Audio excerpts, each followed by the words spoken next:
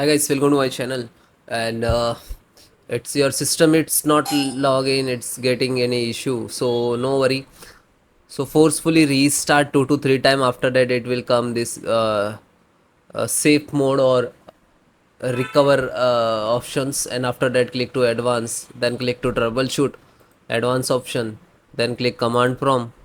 And simple type sfc space slash scan now and then hit enter.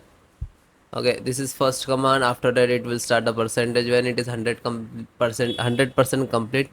Then try to second one. Okay, then second command is chkdsk